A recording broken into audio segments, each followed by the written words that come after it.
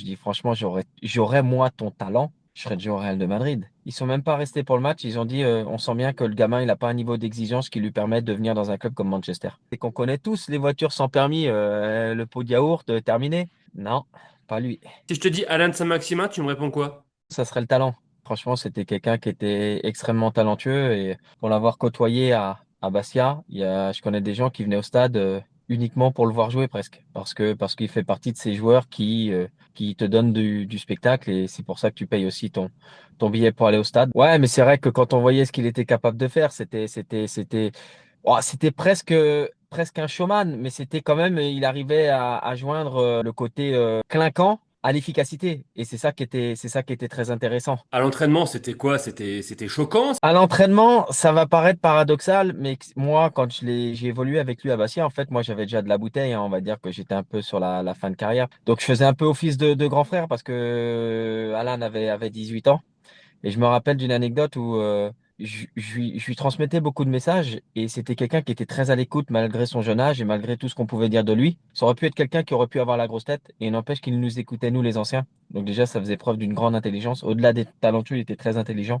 Mais à un moment donné, je me suis un peu énervé parce que le matin d'un entraînement, c'était le lendemain d'un décrassage. Je lui dis, mais Alan, t'as beau avoir 18 ans, je dis franchement, j'aurais moi ton talent, je serais déjà au Real de Madrid. C'est-à-dire qu'en fait, l'idée, c'était de lui faire comprendre que le talent, c'est une chose, mais après, faut soit l'entretenir, soit essayer, pourquoi pas, de progresser, même si la marge, elle reste du coup, par la force des choses, moins grande. C'était un peu le message qu'on essayait de lui faire passer, quoi. Qu'est-ce qui n'allait pas dans son quotidien, peut-être?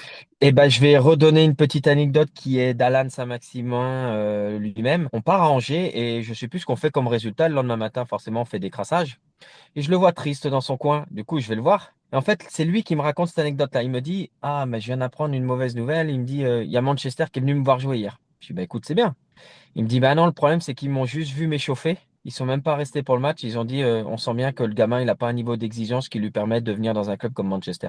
Elle est tout à fait incroyable, cette anecdote, mais ça résume clairement ce qu'était Alan. Malgré le fait qu'il ait 18 ans, toute la planète venait le superviser. Mais lui, à son niveau et du haut de ses 18 ans, hein, ça reste malgré tout jeune, hein. Et ben voilà, il pensait que seul le talent suffisait. Et puis bah là, il a pris une claque derrière la tête. Et puis bizarrement, depuis ce temps-là, bah, s'est mis un peu plus d'exigence en termes de travail. Et puis après, on connaît ce qu'il a fait derrière, parce que le talent, à un moment donné, il était capable de l'exploiter quand il le souhaitait. Et ça fait preuve d'une grande intelligence à la fois personnelle et surtout footballistique. En fait, quand on va s'échauffer, n'importe quelle équipe va s'échauffer. On a toujours un peu, entre guillemets, ce qu'on appelle un peu quartier libre pendant 5 minutes avant de faire l'échauffement, on va dire l'échauffement commun.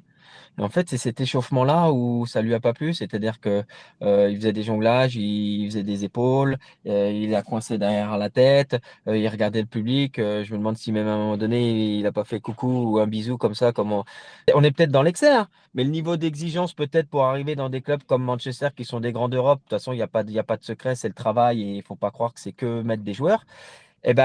Faut croire que ça correspondait pas momentanément, bien sûr, hein. Attention, on parle pas de, mais peut-être que là, sur le coup, ça a déplu fortement aux recruteurs. Et puis, moi, je pars du principe, et là, j'en suis complètement convaincu, c'est que quel que soit le club, quel que soit le niveau, quand vous recrutez un joueur, vous recrutez l'homme aussi d'abord. Et peut-être que le recruteur, à ce moment-là, il a senti que, bah, ne serait-ce que par ces 5 petites minutes, peut-être qu'il a considéré que c'était pas un joueur qui était prêt en termes de comportement. C'est pas un mauvais comportement, on se dit bien, mais c'est peut-être un comportement de nonchalance ou de peut-être manque d'investissement. Je sais pas comment lui il l'a interprété.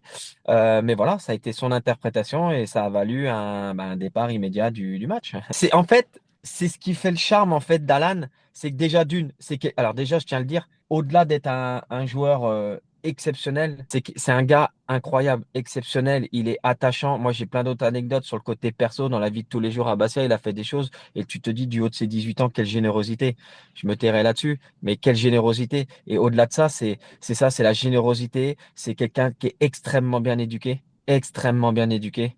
En fait, il a toutes les qualités. Il a toutes les qualités pour être apprécié tant sur le plan personnel que footballistique, en fait. Vraiment. Quel genre de gamin, oui, on va dire, de jeune homme tu rencontres, toi, à ce moment-là? Mais moi, je rencontre un jeune qui est pétri de qualité.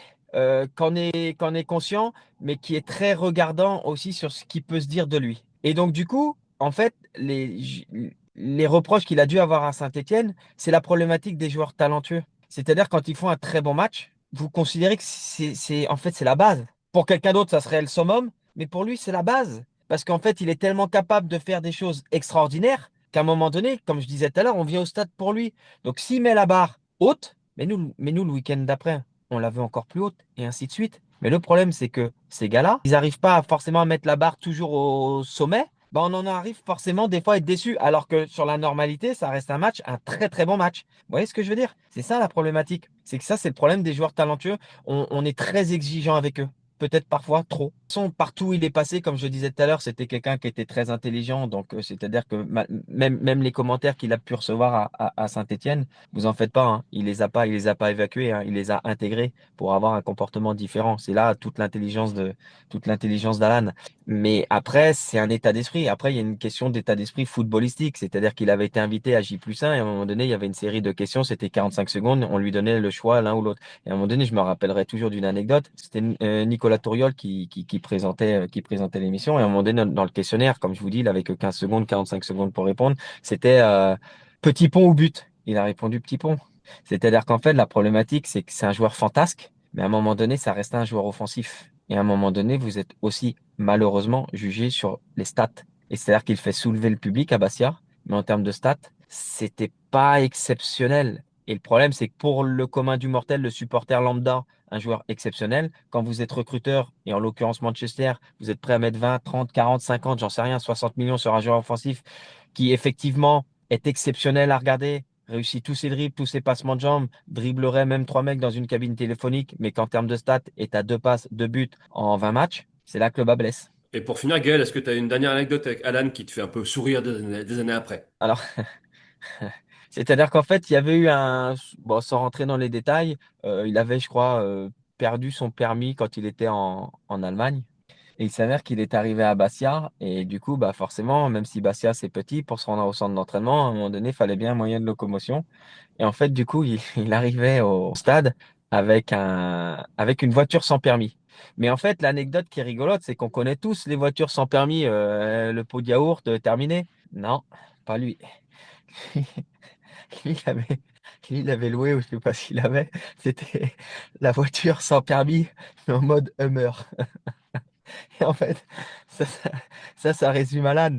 Il fait comme tout le monde, mais à la fois, il y a le petit plus qui fait qu'il est au-delà. Mais